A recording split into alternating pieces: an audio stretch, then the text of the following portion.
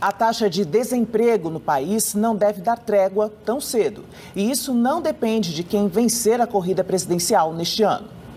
Seu Edésio bem que tentou um emprego depois de se aposentar. Porque tem pessoas que dizem, não, você já é aposentado, você não precisa. Mas não sabe o salário que a gente ganha, quanto que a gente ganha, né? E na realidade, ele precisa sim.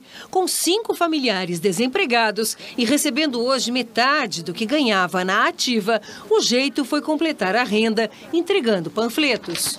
Tive que arrumar uns biquinhos para fazer, porque eu tenho bastante pessoa da família desempregado, pago aluguel. A gente vai levando a vida, mas não está fácil a vida. O índice de desemprego está muito grande. O desemprego será uma das pedras no caminho de quem terá a responsabilidade de reerguer a economia. Para a gente voltar para esse patamar abaixo de 10%, que a gente não observa desde 2015, na virada de 15 para 2016, é um caminho muito longo. Isso tem a ver com a estrutura econômica do Nordeste. Se a gente olhar os dados, as taxas de desemprego nas principais capitais do Nordeste, o desemprego é mais alto e o trabalho é mais precarizado. Por quê? Porque no Nordeste é muito focado em serviços, não tem um segmento industrial maior, então tem uma estrutura econômica marcada, por exemplo, pela agropecuária, por serviços mais precarizados, pelo comércio e, mais ainda, na verdade, se você pensar entre 2003 até 2014 e 2015, como você teve políticas focalizadas para o desenvolvimento do Nordeste, construção de refinarias, outros incentivos, o aumento do próprio salário mínimo, isso deu um dinamismo à região que foi geradora de emprego e renda.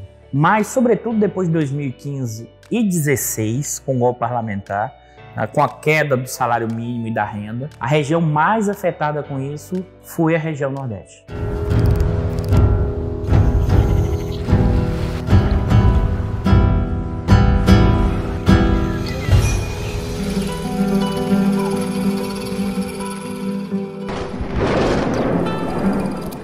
Acho que aqui é um ponto importante. Primeiro, descrever o que é essa transição energética, transição justa. Porque, na verdade, a gente vive um momento de crise climática.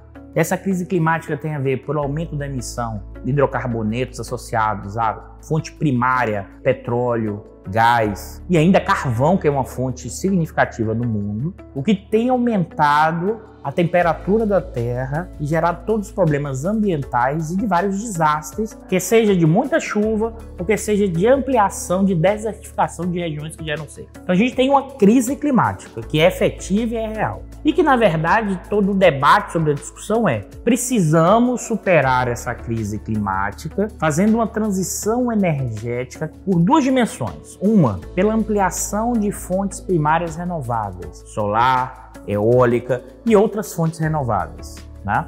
E, por outro lado, em certa medida, um debate sobre o padrão de consumo energético, em que os países mais ricos consomem intensivamente muito mais, mas mesmo os mais pobres ou em desenvolvimento que consomem menos, tem também a diferença por renda dentro de cada país. Os mais ricos consomem ainda mais energia, enquanto os mais pobres, os trabalhadores, consomem bem menos. A questão energética também tem a ver com a questão da distribuição da renda no conjunto da sociedade. Agora, e aí que é o ponto, eu acho que fundamental. O que é pensar transição energética, né?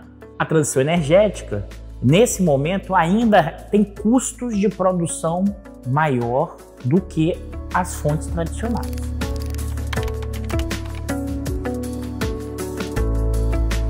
Então, tecnologicamente, e mais ainda, o petróleo ainda contém uma capacidade energética muito maior. Então, os custos, comparando custo e capacidade de geração de energia, essas fontes ainda são altamente mais baratas. Logo, a transição para avançar, a pergunta é: quem vai pagar esse custo? Porque se é um custo mais alto, isso vai rebater em preços, isso vai rebater ou em lucros, ou isso pode rebater na questão salarial. A questão toda que se coloca hoje tem um discurso muito capitalismo verde, os fundos de investimento, mas na verdade você está transpondo as tradicionais relações capitalistas e, sobretudo depois dos anos 90, de aprofundamento da exploração sobre a força de trabalho, trazendo isso para a questão da transição. E por isso tem que ser incorporada a ideia da transição justa. Porque a transição justa tem a ver com quem é que vai pagar essa conta. Não pode ser só o trabalhador. Mais ainda, tem que ser muito mais do capitalista, que já tem enormes taxas de lucro.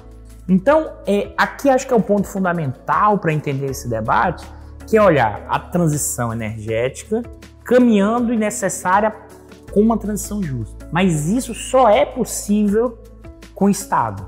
Mas qual Estado e para quem esse Estado deve se conectar? Acho que esse é um outro ponto.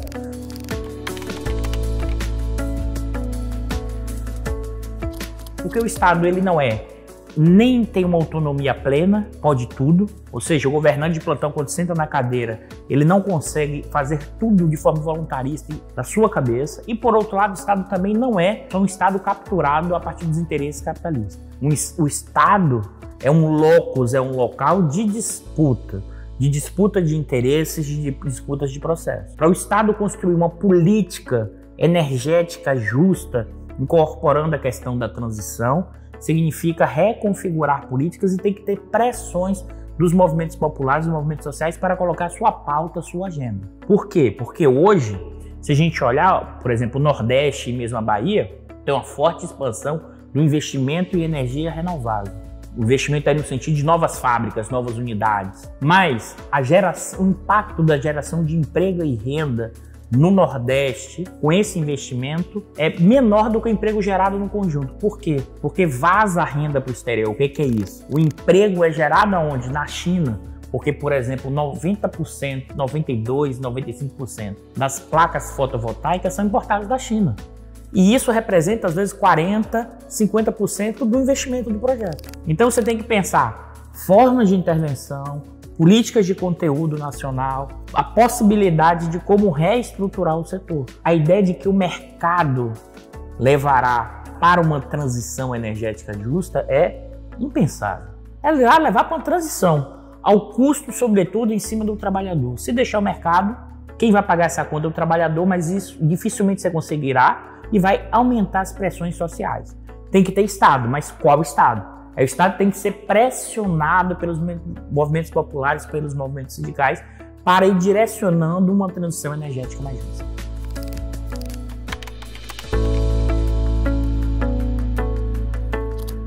A não intervenção do Estado, na verdade, é uma forma de intervenção. Porque isso tem a ver com como os interesses, nesse momento empresarial do capitalismo brasileiro, para que o Estado não atue gerando mudança. Porque você vai dizer assim, Eduardo, mas se ele não fizer agora, ele não vai ter que resolver o problema na frente? Não sei, ele pode ir pela coerção, ele pode ir pela força. Se você pensar, o Brasil foi estruturado na sua trajetória histórica, que a gente vai completar 200 anos, sempre deixando fora mais de 50%, 60% da população, do padrão de consumo, do padrão mínimo básico de cidadania. A gente viu nos últimos, entre 2002 ali, até um pouco antes, até 2013, 2014, uma incorporação, aumento do salário mínimo, as pessoas foram incorporadas, chega a luz, as pessoas entraram na universidade, as cotas, isso gerou uma profunda transformação na sociedade brasileira. Mas, ao mesmo tempo, desde 2011, 12, 13 e 14, a taxa de lucro das grandes empresas, que continuam aumentando o salário, foram caindo. O golpe parlamentar tem a ver também com um projeto da burguesia brasileira de retomar a lucratividade, mesmo que seja à custa do trabalhador. E isso eles estão conseguindo. A lucratividade das maiores empresas de 2021 são as maiores taxas de lucro desde 2000. Aí você vai dizer, esse pessoal não tem coração? Não é coração, é capitalismo. E essa burguesia brasileira, além da questão do capitalismo, ela tem um DNA que ela é escravocrata, autoritária e antirreformista social. Ninguém falou em mexer em propriedade, foi salário. Esses setores dominantes querem empurrar de novo a população para condições precárias, porque isso garante a possibilidade de mais lucro, um exército sobrante de mão de obra, isso reduz o custo da força de trabalho. Mas alguém pode dizer, mas Eduardo, mas o capitalista não pensa assim, não, vamos dar dinheiro agora para lucrar. Não, ele pensa agora. O salário agora vai gerar maior custo. Se não tiver o Estado coordenando, mas é como eu falei, não é um Estado em abstrato, é um Estado em disputa a partir de como você projeta os interesses dos trabalhadores dentro desse Estado.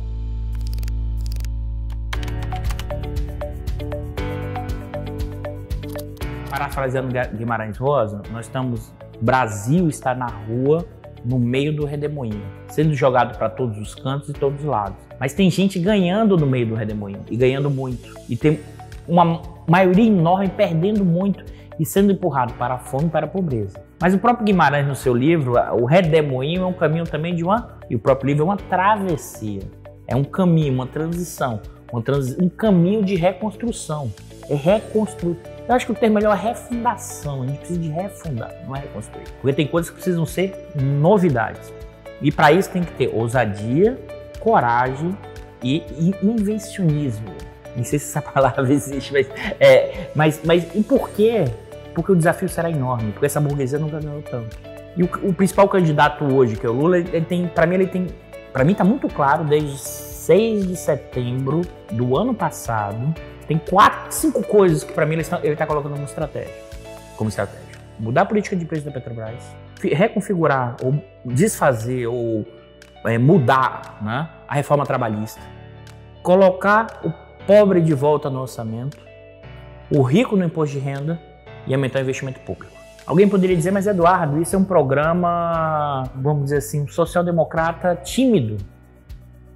E eu poderia dizer assim, olha, se a gente volta 50 anos no tempo, seria um social-democrata tímido. E talvez mesmo 20 seria um social-democrata tímido. A questão é, nesse momento histórico, em que se muda a reforma trabalhista, isso vai reduzir esses enormes lucros.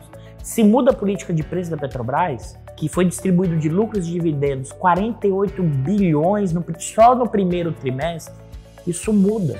Ou seja, tem uma disputa pela renda gerada e que isso, para o quê? Para que essa renda que está sendo transferida do pré-sal, essa renda e esse lucro, que agora você não paga mais a seguridade, o salário mínimo e tudo mais, essa renda reconfigurada de volta para o trabalhador. Eu nem falei em propriedade, tá? Nem falei em propriedade. Eu acho que tem um desafio gigantesco, acho que a eleição vai ser difícil, mas eu acho que a eleição vai ser a parte mais fácil. Porque será um governo, caso Lula ganhe, seja eleito, assuma. Você vê que eu fiz todos os caminhos, né? Será um governo de embate permanente. Não é por causa do Lula, não é na questão da negociação. É porque essa burguesia brasileira não vai ceder nada. O bolsonarismo permanecerá vivo como uma sociedade, como uma parte conservadora da sociedade. E, por exemplo, os militares se unificarão mais ainda contra um governo que gere mudança. Então, assim, os desafios são enormes, não será fácil, mas acho que aí tem um ponto importante. Essas transformações dos últimos 25 anos da sociedade brasileira mexeram nas placas tectônicas. A população não aceita mais ser empurrada de volta. As pessoas entraram na universidade, o trabalho manual, você já não aceita mais esse trabalhador manual que é cidadão de 3ª ou 4ª classe. Então, assim, tem umas mexidas que a gente não sabe direito, a gente tem que atuar para colocar na direção de uma transição energética justa, mas é mais do que isso, de uma nova travessia para pensar esse Brasil.